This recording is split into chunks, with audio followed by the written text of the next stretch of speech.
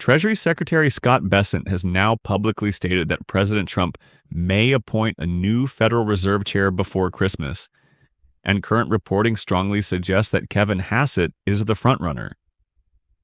This is a major development because the Federal Reserve chair determines the direction of interest rates, inflation policy, and the tone of the entire financial system.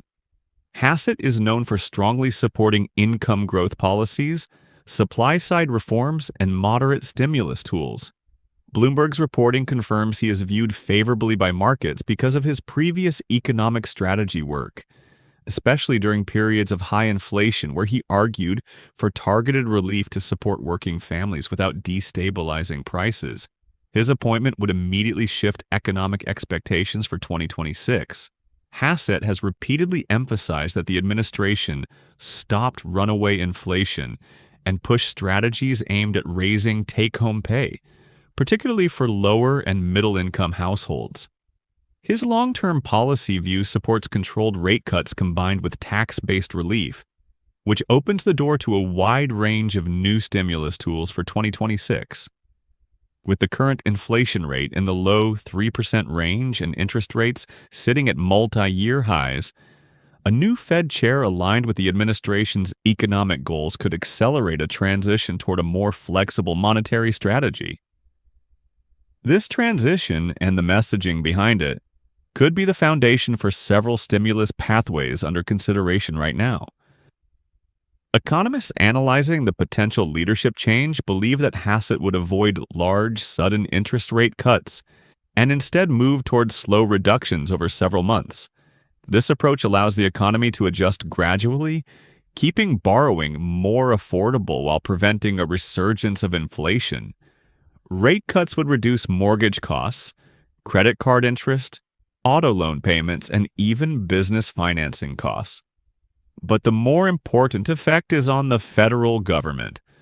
Lower interest rates decrease the cost of servicing national debt. Every 1-point rate reduction saves tens of billions annually, freeing up fiscal space for tax cuts or credits without expanding the deficit. This is why experts expect that major stimulus decisions, especially the proposed $2,000 tariff rebate checks, would come only after inflation shows sustained improvement following early rate cuts. If inflation remains stable at or under 3.2%, the administration could confidently argue that additional boosts would not overheat the economy. However, if inflation spikes again, the Fed would be forced to pause cuts and stimulus proposals would likely shift toward cost reduction strategies instead of direct payments. The timing here is critical. The administration wants to show that inflation is being handled responsibly while still delivering meaningful relief before or during 2026. Kevin Hassett previously stated in televised interviews that annual tariff revenue, currently estimated at tens of billions of dollars, could fund $2,000 rebate checks entirely on its own. This means the administration could deliver direct payments without raising taxes or borrowing more money. Treasury Secretary Bessant reinforced this by saying the administration is actively reviewing the numbers, suggesting the proposal is under technical evaluation rather than political discussion alone. If tariff revenue projections hold, this becomes one of the few fully self-funded stimulus paths on the table for 2026. The political appeal is high, a stimulus that doesn't touch the broader federal budget. However, economists close to the decision-making process warn that Hassett would likely oppose sending out large checks at the exact same time interest rates are being cut. The risk is that simultaneous rate cuts and rebates could stimulate spending too quickly, creating upward pressure on prices. Therefore, the most probable sequence is rate cuts first, followed by a stabilization period, and then a rebate decision once inflation patterns are clear. This would position the $2,000 checks as a second-phase stimulus rather than an immediate move. The administration appears to be preparing for multiple timing outcomes depending on inflation readings in early 2026. One of the fastest ways to create immediate relief for households is not by sending checks, but by cutting the costs of essentials. The administration is reviewing a slate of supply-side cost-cutting measures, expanding domestic drilling, easing pipeline regulations, adding refinery capacity, and accelerating natural gas production. Each of these measures reduces the cost of transporting goods, powering factories, and distributing products across the country.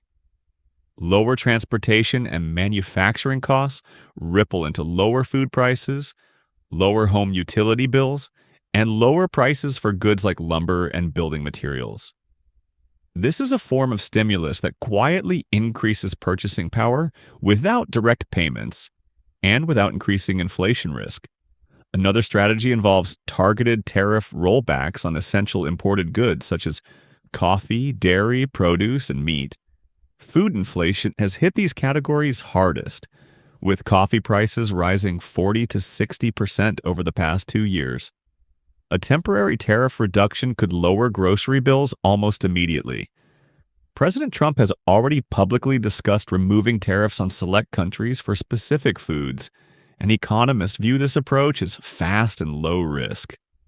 It directly drops prices on everyday items without expanding government spending, making it one of the most practical forms of stimulus if inflation remains stubborn through 2026.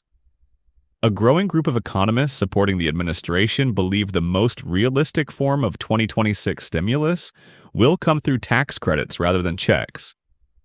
These policies boost income after taxes are filed, meaning they stimulate the economy more gradually and with far less inflation impact. Options under active consideration include increasing the refundable child tax credit, which provides extra funds directly to working families with dependents. Another proposal is a temporary family inflation credit that offsets the rising cost of essentials during high inflation periods. These tools expand the tax refund rather than creating new federal spending programs, making them easier to pass. There is also strong discussion around expanding the Earned Income Tax Credit, one of the most effective income-boosting tools for low-income workers.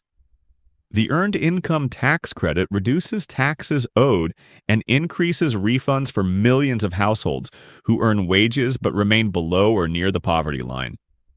Another option is raising the standard deduction again in 2026.